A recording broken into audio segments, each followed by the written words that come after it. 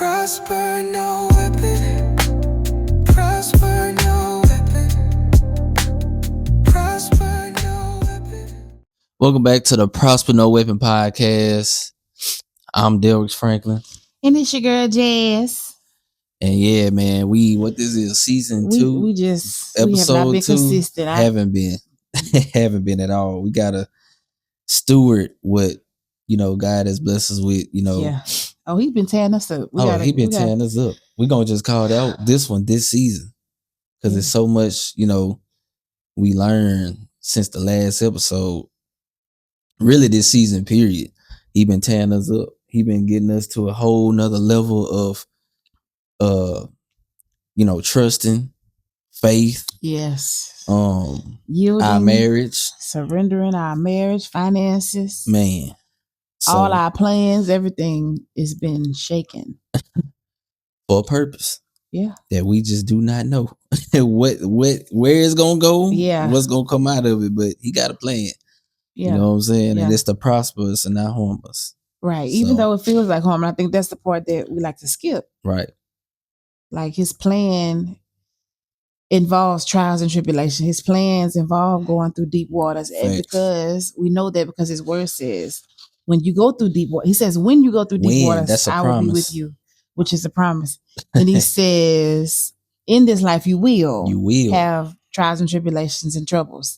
That is a promise. Yep. When he says when and will, that is a guarantee. And we him don't being like alongside of us is a promise too. And him being with us, he says in Isaiah 41, he says, I am with you. Do not be discouraged.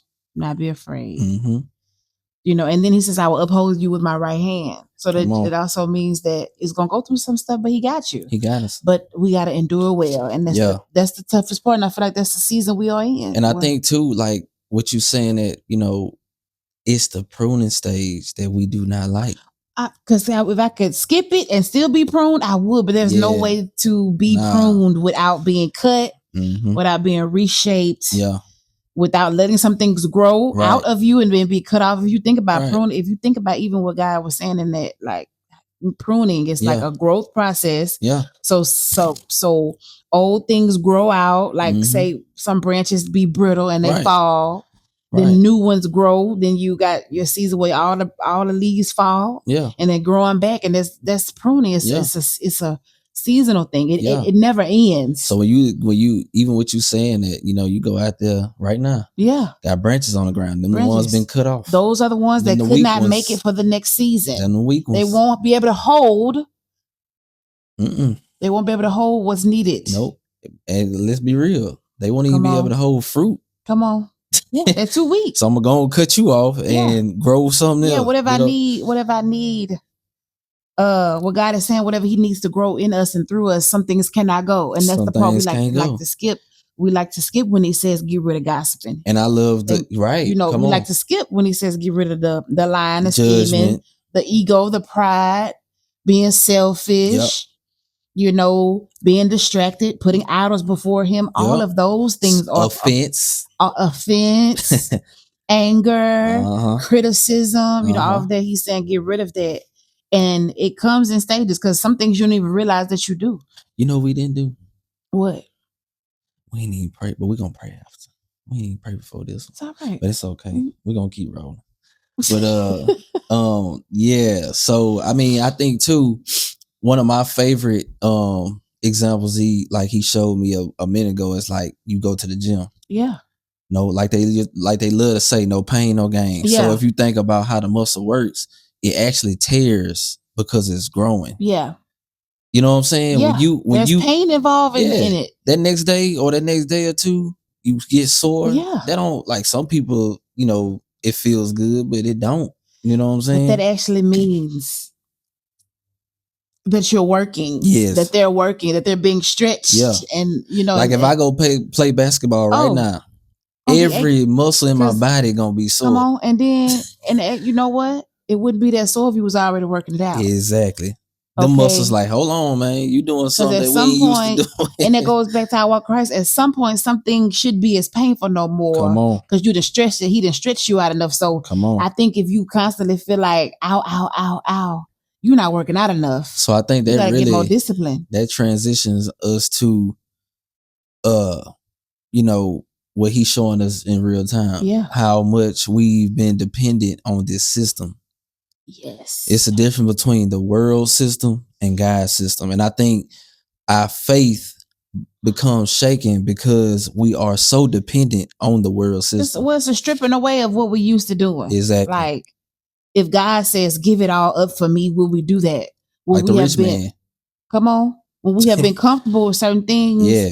Well, he's saying, okay, well, give that away. Yeah. Don't do that anymore. Right. But the world is saying, no, you can still do that and have this. You can still go to church and do this. And God is like, no. No. Choose this day whom you're going to serve. You either be hot or cold. But the word is saying, no, I can be in the middle. You can be lukewarm. And God is drawing a line in the sand. So that's what we mean by we saying the world system, because there's a way that the world says is okay. Yeah. And there's a way that God is saying that this is my way. Yeah. And so at some point you have to choose. You choose. His way is gonna be uncomfortable. His way is gonna be uncomfortable. The world's way is gonna be comfortable. But then when it gets real, you're gonna become uncomfortable because it's gonna fail you. Because and I think that's one of the deceptions with the world is you still gonna go through stuff. Right. But the difference is how you get through them. Right. Like, so I think that's one of the things, like whether you serve God or not, you were going to go through things in this life, because that was a promise to everybody that you're going to go through things. Yeah. But there is a way that when God allows you to go through things, or even in him, when you make mistakes in him and you go through stuff, even by your own bad choices, there's still a grace. He can redeem. He's with you though. Right, like I think, right. But when he's not with you, there's more of a suffering. There's more of a confusion. Point of the matter is, you're gonna go through something either way, either with him or without him. And I'd rather go through it. And I'd rather go through it with him because that doesn't take away the pain. I think we also need to make that clear. It doesn't make it less painful. Right. Doesn't make it less painful, because in this body, in this human experience, we're gonna feel the same things, but how we process those feelings and what we do with the pain and through the pain and after the pain all depends on who you serve. And I think too, take it a step further, like financially, you know what I'm saying? I was talking to, I was talking to my homie not too long ago, and in a conversation, I'm like, man, it's crazy how everything God gave us, the world charges for it. Yeah. Like right now, we gotta pay. He said, let there be light. Now we paying for extra light. Pay for lights. Really, we should just open the window. But we spoiled. We got so spoiled with all this stuff. And even with the food, he gave us fruits and stuff, and they charging us for fruits, and they charging us for water. But then it was like, okay, we're gonna make some pizza. You know what I'm saying? But I'm just saying in general, like the stuff that he just gave us for free, we charge for it, like air. Now we gotta be charged for it in our house. Yeah. And I know somebody on here probably like, well, dude, just go outside. And no. Right. Because the point of the matter is the world just got greedy and started charging us for the thing. And then now it goes to the system. Yeah. Now we in the system because now we have to work extra hard. Yeah. Or you know what I'm saying? Now you're away from home 8-10 hours throughout the day because you gotta pay for the bills that the world has made you, that's charging you for these things. Now you got, man, I got a mortgage to pay. I got lights. I got water. I got this. I got that. I got this. It could be a distraction. And now that's time away from God. Time away from God. Now you can still talk to him on your job, but I'm just talking about like more of the sense of like now when you at home and you chilling, okay, you go in your secret place and get away from the world and just you and him. But when you at work, not so much because you have to deal with people. Yeah, you got to be present in whatever's going on. Then you come home, you're tired. Right. And it's like, it's a drain. And that goes into understanding that we fight from victory in Christ. Right. But it's a fight. Yeah. Like fight the good fight is a fight. So because no matter where God calls you, because there are, doctors and lawyers and things that some systems we can see the good in them. Right. But it still takes, especially once you're in Christ and you're a nurse or a doctor or a lawyer, now you are like in this system trying to fight against the system. So it's like, being in really, but once you surrender to Christ, you are in this world, but not of it. Exactly. So I think that's a part of the fight. But I think we can kind of circle back to in this season when God is stripping things from us. Mm-hmm. When he makes you look and face yourself Mm-hmm. to say, hey, if you keep looking at your bank account mm-hmm. and it's changing how you feel or your mood, or if you're worried about this and that because of a number, then it is an idol. And we are in the thick of dying to idols of what we see versus who he is and what he says. Right. And if he says he'll provide, but I see a negative in my bank account, now my faith is wavering in him because of what I see. But he clearly tells us to walk by faith and not by sight. Not by what you see. And so I think I could change that. And I think we are in the thick of God revealing to us more of things that we need to work on as far as idols. Yeah. Or our dependency is still too much on other things besides him. And giving him his rightful place, which is first. We always say God in first. Everything, every way, every step. We say God first, but I don't think it's like until he sits you down and realize like what you have before him. Yeah. Like real talk. Like you say it because like he said, you honor me with your lips, but your heart's so far from me, because that's gonna reveal how you really feel. And that's what he's truly after. Yeah. He's after our heart.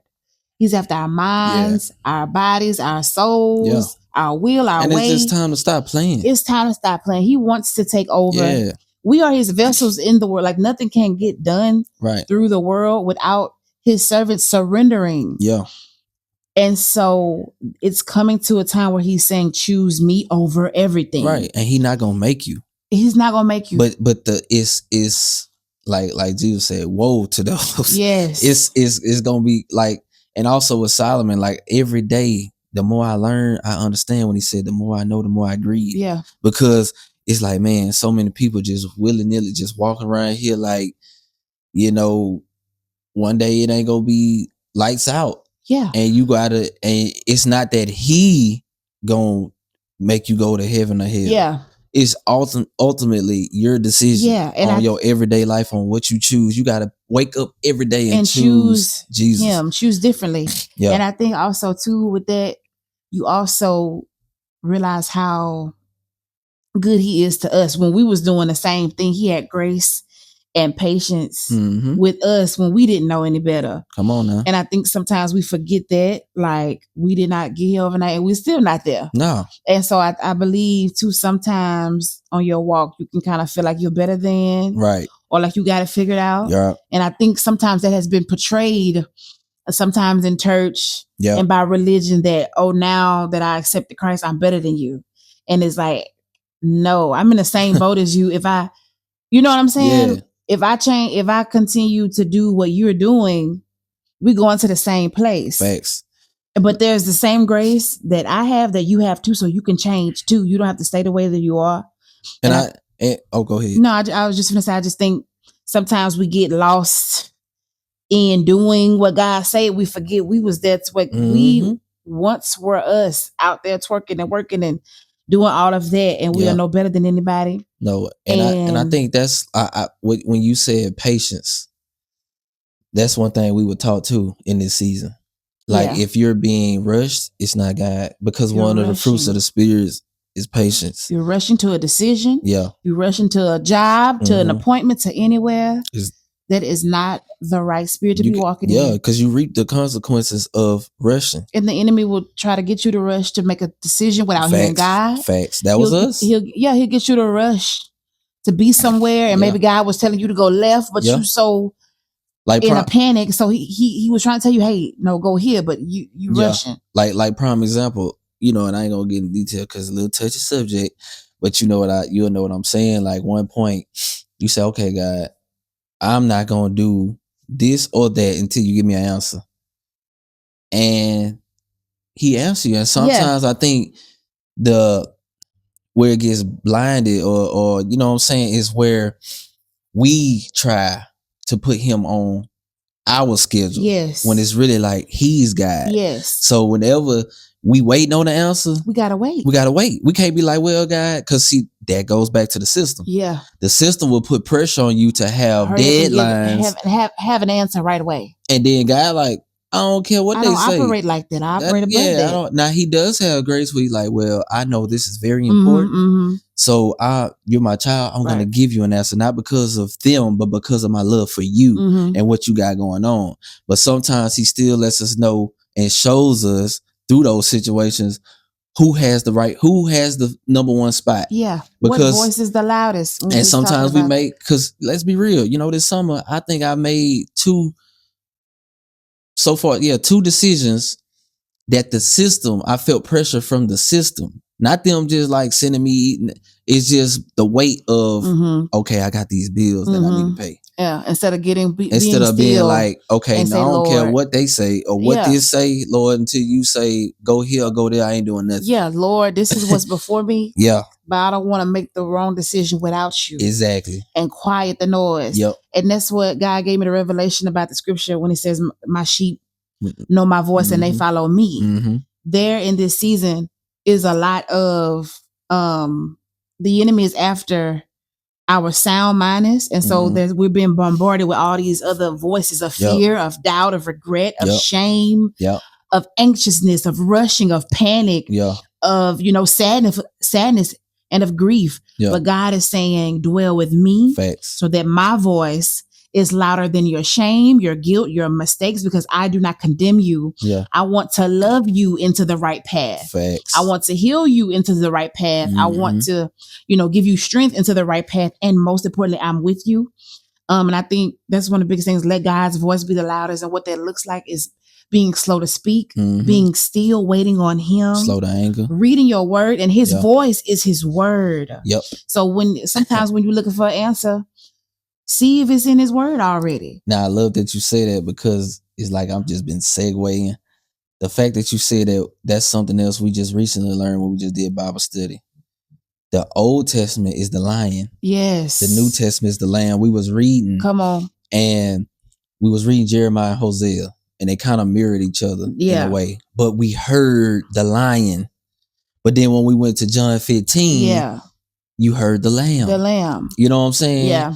And you could hear it in the tone. It goes back to what you was just saying, like when you read the word, that's his voice. Because you can hear it in context. Like, you know what I'm saying? As you read, you can hear like, Lord, you are angry. Yeah. Like, and then from Jeremiah to Hosea, you've been saying this same thing. So you really tired of this. Yeah. And then in John, or you go to the New Testament, it's like a more calm and like, okay, I'm here to save y'all. Hey, this your last. Chill out. Come on. I'm here for you if you want me. Choose me. You know what I'm saying? Yeah. Like choose life. Yes, choose life. Before in front of you, I have placed life and death. Yeah. Choose life. So, and also, that if you're not choosing him, you're choosing death. Come on. And I don't think we like to. And we like to think about it that way. And we don't like to take accountability. No. Like I done went down this rabbit hole of watching these ex-Christians versus Christians and these atheists versus Christians. And I wouldn't recommend it if you're struggling with your faith. Yeah. Because one thing the devil is good at is saying certain things. Yeah, whispering in your ear. Yeah. Playing on your doubts and insecurities. Because the questions they have are valid. Yeah. But until you are like rooted and your foundation is solid in your faith, you know that you know. Yeah, because some of them will shake you like, wait, they got a point. Yeah, yeah. But then you go like, I see where you coming from. But like you had just put me on game with not too long ago, the wounds. You know what I'm saying? You like, okay, I can see heal your wounds. Something hurt you right there. Yeah. Because you feel to where you putting everything on him. Yeah. And it's like he loves us so much that he gives us a choice. Yes. You know what I'm saying? And that's why healing is so important. So important. Because it'll cloud your judgment. You'll heal through your wounds. Yeah. And you'll be able to identify what wounds are like. You can identify things in your life that hurt you, triggers, things that grieve you, that make you feel a way. Offenses. Anything in your life that makes you feel any other way except the fruits of the spirit is a wound. Yep. So when you feel, oh, why am I anxious? Why am I mad at this person? Why haven't I'm struggling with unforgiveness and anger. Yeah. All of those are wounds. And that's an indication that there's an area of your life that you need to let God in to heal. Right. And shape your mind and think differently and forgive and let go. Right. So yeah, in this season, as we encourage y'all, we are being challenged and real time. We are being challenged to surrender our way, no matter what it looks like. And I think too is just to show also, you can't be shaken. No, You know what I'm gotta saying? stand firm. Because he has a plan in every situation. Yeah.